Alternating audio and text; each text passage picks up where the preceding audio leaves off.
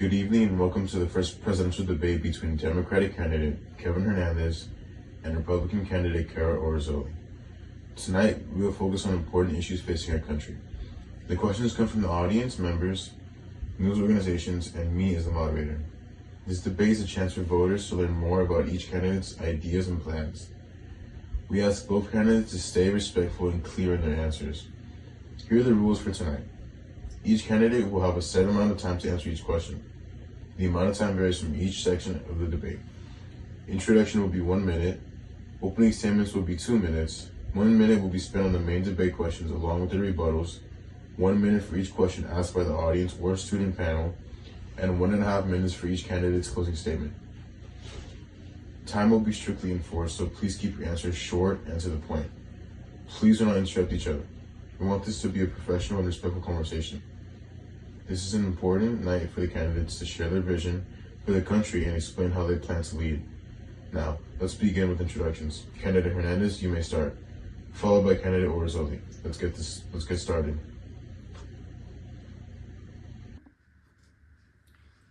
My fellow Americans, good evening. My name is Kevin Hernandez and I am a Democratic candidate for the president because I have a vision for our country united, progressive, and full of opportunity. Our country stands at a moment of unprecedented challenge: economic inequality, climate change, and we must come together to address these issues with compassion, innovation, and unwavering determination. We are a country built on the promise of the American dream, where hard work and determination can provide for a better life. But today, far too many of our citizens struggle to make ends meet, struggling to find quality healthcare, and struggle to provide a better future for themselves and their children. I believe it is our moral obligation to ensure every American has a chance to make it, irrespective of their background and their circumstances. Together, we can build a nation that lives up to its highest ideals, a nation where justice, equality, and opportunity are not just words, but a reality to all. Thank you, and I look forward to earning your trust and your vote.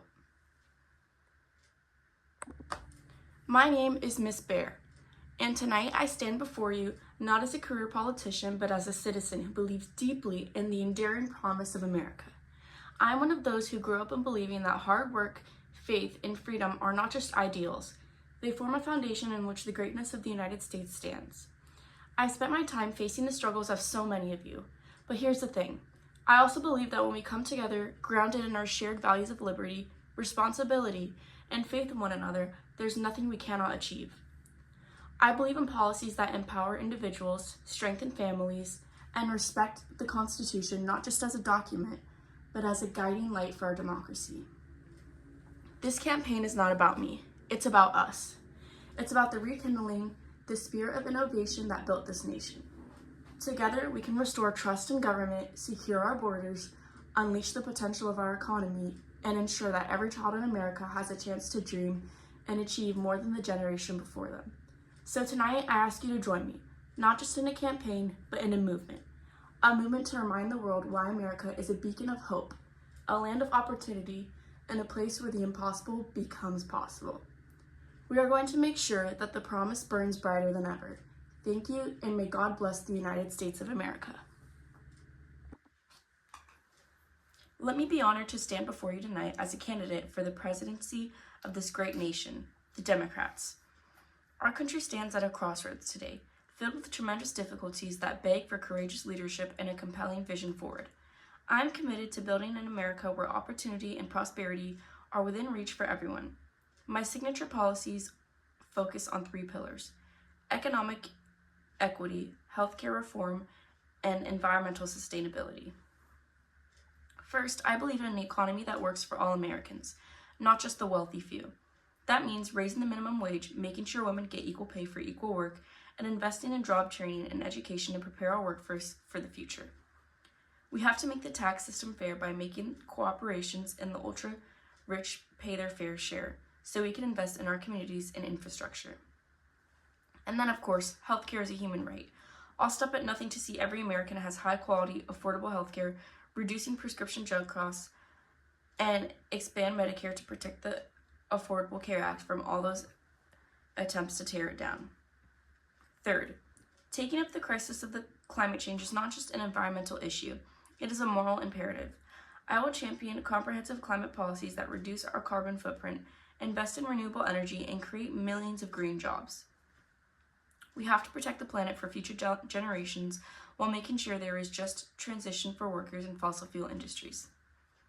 Beyond these important policies, I am committed to fostering a political culture of respect and cooperation. We must heal the wounds that we have polarized our nation and work out our differences in search of common ground. Together, we can forge a more inclusive future for all Americans. Thank you, and I look forward to discussing these issues further tonight. My fellow Americans, tonight I stand before you humbled by the privilege to offer a vision for our great nation. A vision premised on timeless principles, liberty, personal responsibility, and faith in the American spirit. This campaign isn't about promises, it's about priorities. My key priorities are this: economic freedom and prosperity. Our economy thrives when the government steps aside and American innovation steps forward. I will champion policies that cut taxes, eliminate overly burdensome regulations, and unleash the power of small businesses and entrepreneurs. We will make America energy independent, putting our workers and resources first, so that every family can afford to thrive in the pursuit of the American dream. Securing our borders and upholding the rule of the law. A country without secure borders is not a country at all. I will prioritize strong border enforcement, modernize immigration policies to serve the interests of the American people, and end the chaos that leaves our communities vulnerable to crime and exploitation. Defending constitutional liberties. The Constitution is not a relic, it's a promise to every American. I will fight for the rights enshrined in that sacred document, from free speech and religious liberty to the right to bear arms. These are freedoms that form the bedrock of our identity and should never be compromised. Restoring parental rights and education. Parents, not bureaucrats, know best what is best for children. Thank you for those wonderful introductions and statements, candidates. Now that we have introductions and opening statements finished, let us move to our first question. Is the profit-driven model of healthcare causing harm to patients? Ms. Orzoli, you may start first. The profit-driven model of healthcare incentivizes motivation, efficiency, and competition that has driven significant advances in medical technology, treatments, and patient care. The private sector is best positioned to deliver high-quality healthcare since competition drives providers to improve services and lower costs. No system is perfect, but the profit-driven model ensures resources are efficiently allocated, fostering a responsive and dynamic healthcare system. Challenges in affordability, and access should be addressed through targeted reforms, such as promoting price transparency, reducing regulatory burdens, and encouraging free market solutions rather than overhauling the system in a way that may stifle innovation and limit patient choice. You said that a profit-driven healthcare system encourages innovation and competition. However, some people think the system leads to higher costs and unequal access. How do you respond to these concerns? I believe that a profit motive in healthcare inspires innovation, quality, and choice for patients. I understand that costs and excesses are concerns, but these issues must be addressed without dismantling the very system driving medical advancements. We can drive down costs by increasing competition and transparency. When patients can compare prices and quality, it pushes providers to offer better services at lower costs.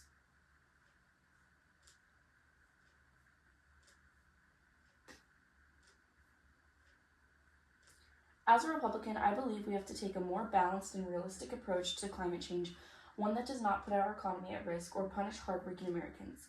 While I believe we have a responsibility to be good stewards of the environment, your plan focuses too much on unproven, costly policies that could increase energy prices and hurt middle-class families.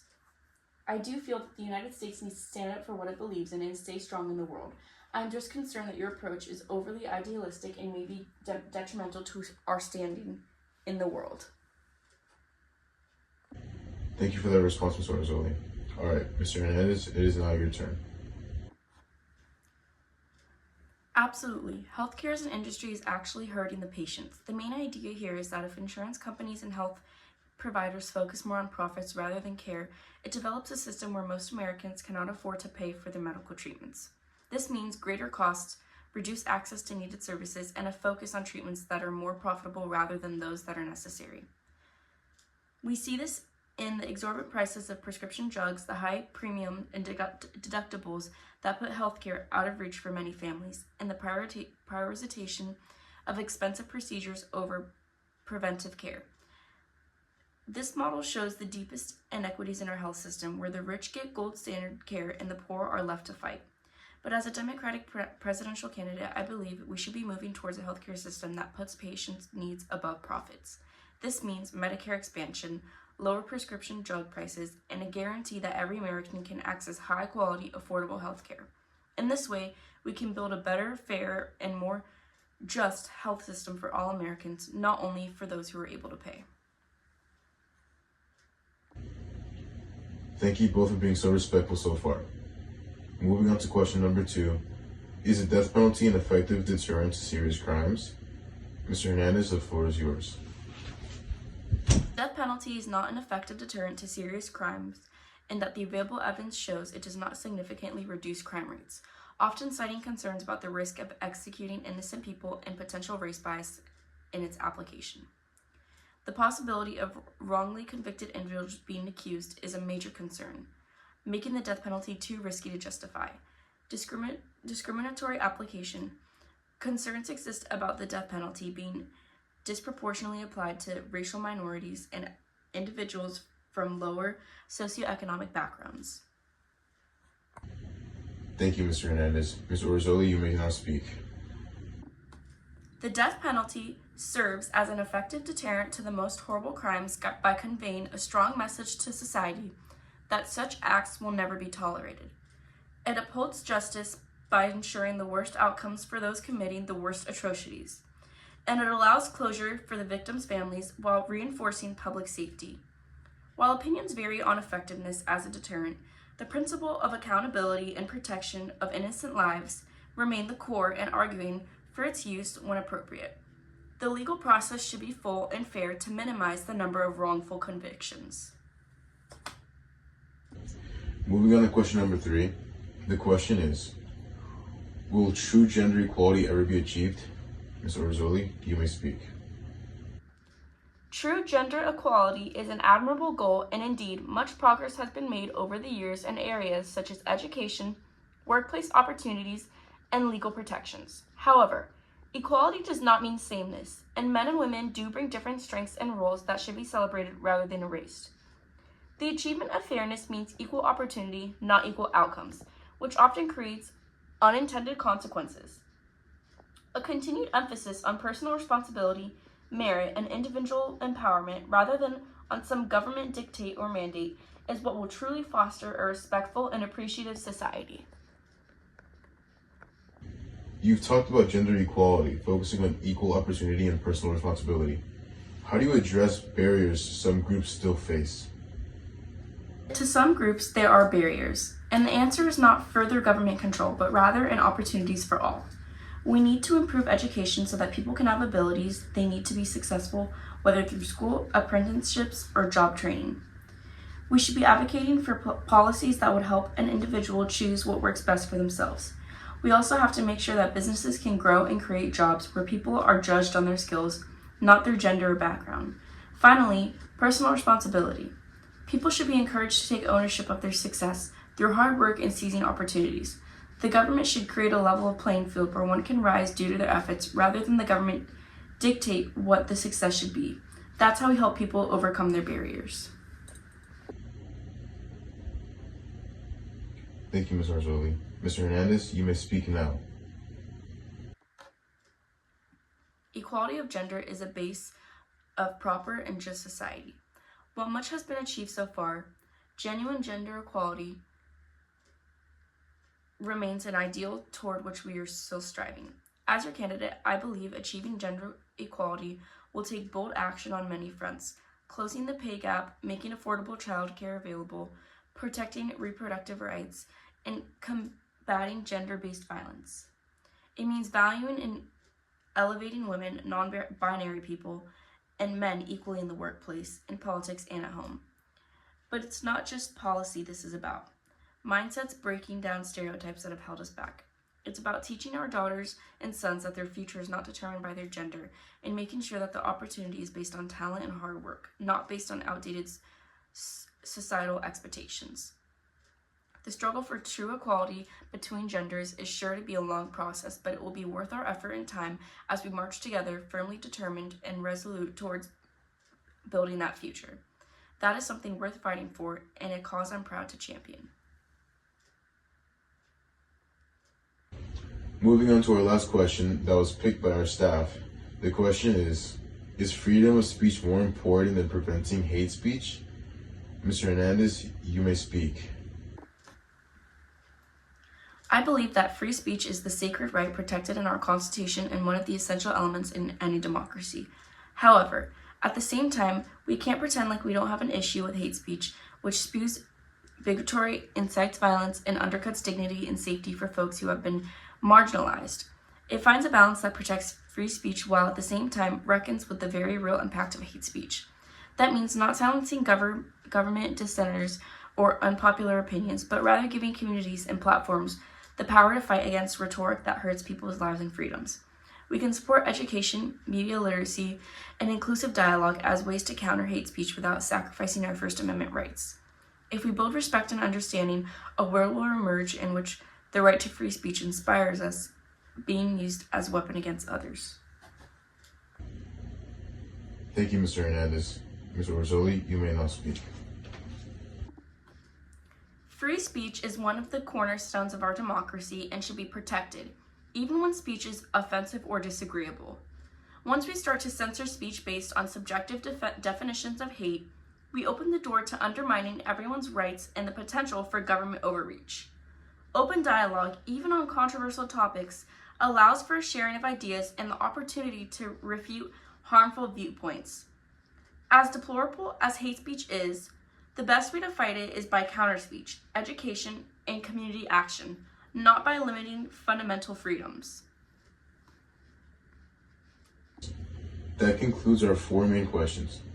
Moving on, our next 2 questions are coming from me. In recent years, climate change has been a rising threat to our world's safety. So for my first question, I ask the both of you, what concrete actions will you take to combat climate change while balancing economic growth? Ms. Orzoli, you may speak. Let me be clear. We can and must address climate change in a way that strengthens our economy and protects American jobs. These two are not mutually exclusive. However, here's how we do it.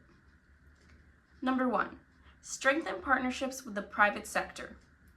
Businesses, not bureaucrats, are driving some of the most significant advancements in sustainable practices. I will incentivize private sector initiatives to reduce emissions, improve energy efficiency, and adopt green technologies without overburdening small businesses or middle class. Number 2, strengthen partnerships with the private sector.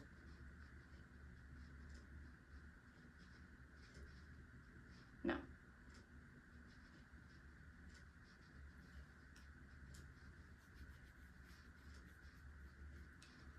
Number 2, support rural communities and farmers.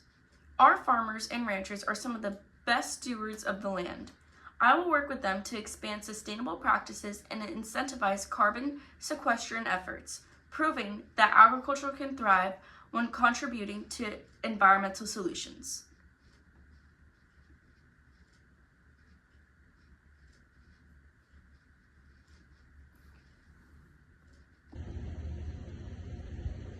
Thank you for sharing your ideas on climate change.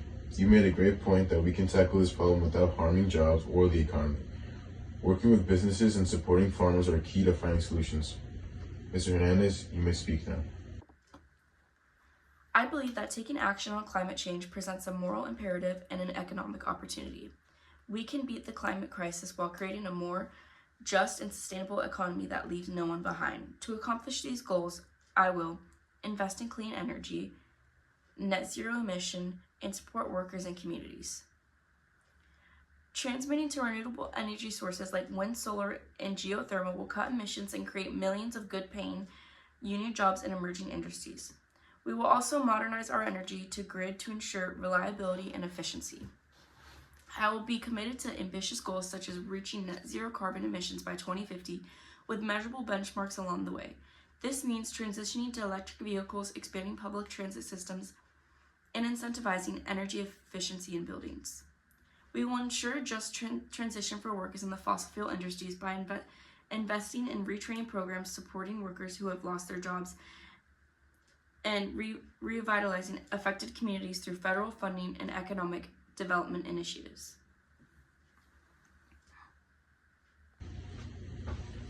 Both of you had amazing responses. Thank you very much. Now there will be a short 2-minute period where the both of you can rebuttal each other's responses. You may begin now. I believe that taking action on climate change and economic growth can and must go hand in hand, but we have to be much more ambitious and systematic to ensure we meet this crisis urgency while building a future that will work for everyone. Here's how my plan goes further. As important as the role of the private sector is, we also cannot depend solely on voluntary measures and incentives. Businesses must be held accountable for their environmental impact. We need to have enforceable standards that ensure progress. My plan includes bold emissions, targets, and regulations alongside incentives to encourage innovation and mitigation strategies. As a Republican, I believe we have to take a more balanced and realistic approach to climate change, one that does not put our economy at risk or punish hardworking Americans. While I believe we have a responsibility to be good stewards of the environment, your plan focuses too much on unproven, costly policies that could increase energy prices or hurt middle-class families. I share this goal of sustaining global stability, but we cannot afford a surface approach in the way we deal with major powers like China and Russia. While very important to underpin diplomacy and strategic engagement, it is leading them with clarity about our values and always needs to be met on hold by bold measures to tackle them. I do feel that the United States needs to stand up for what it believes in and stay strong in the world. I am just concerned that your approach is very over-idealistic and may be detrimental to our standing in the world. And that brings an end to the rebuttal portion of tonight's debate. As we are drawing near to the end of our debate, the student panel handpicked 2 more additional questions from the American people. Our first question comes from Noah Bennett of Florida. He asked, what will you do to lower housing costs and make everyday essentials more affordable? You both have a minute to respond. Ms. Orzoli, you may speak now. To lower housing costs by promoting policies that encourage more affordable housing construction and reduce regulatory barriers. This includes incentivizing developers to build affordable housing units, simplifying the permitting process, and providing tax breaks for projects that meet affordability criteria. By reducing the red tape and making it easier for developers to build, we can increase the supply of housing and make it more accessible to everyone.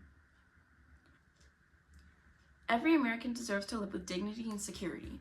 To take on rising housing costs, I will invest in affordable housing, expand federal funding to build and renovate affordable housing units, streamline zoning regulations, and offer tax credits for renters to lighten the load on working families. That was perfect from the both of you. Now we have one more question for the night, and it's from Lily Robinson of Maryland. She asks, what is your plan to address the student debt crisis and improve access to higher education? You may speak now, Mr. Hernandez. The student debt crisis is holding back millions of Americans and stifling our economy. As a Democrat, I will take bold action in several areas to fix this problem once and for all. I will fight to cancel a substantial portion of student debt for borrowers and expand income-driven repayment plans so monthly payments are affordable and based on income. I will work to lower or cap interest rates on federal student loans so that borrowers are not trapped by compounding debt. Thank you, Mr. Hernandez. You may speak now, Ms. Orzoli. I plan to address the student debt crisis by promoting financial literacy from an early age, ensuring that students understand the implications of taking on debt and how to manage it effectively. I will also encourage alternative education paths such as vocational training, apprenticeships, and online education, which can provide valuable skills without the high costs associated with traditional four-year colleges.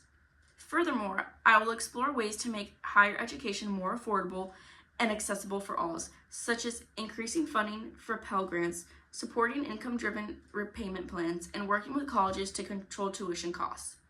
By taking a comprehensive approach, we can alleviate the burden of student debt and provide more opportunities for future generations. Amazing responses from the both of you. It is now time for your closing statements. Tonight, you've heard many ideas and many visions for the future of this great nation. But at the end of the day, this election isn't about me or my opponents, it's about you. It's about the farmer who rises before the sun to feed this great nation, the single mom working 2 jobs to provide for her children, the veteran who gave everything to protect our freedom, and every child who dreams of what their life could be in the land of opportunity. My vision is simple. In America, where freedom flourishes, families thrive, and every citizen, regardless of background, has the opportunity to reach their God-given potential. I believe in an America where the government serves the people, not the other way around. I believe in protecting your liberties, securing our borders, restoring trust in our institutions, and empowering communities to solve the challenges we face, not through mandates from Washington, but through the strength and resilience of American people. We stand at a crossroads tonight. The decision we make in this election will determine whether we hand our children a nation stronger, freer, and more united, or whether we let it slip away. I know the path forward isn't easy, but nothing worth fighting for ever is. So I ask you, let us fight for the future we believe in.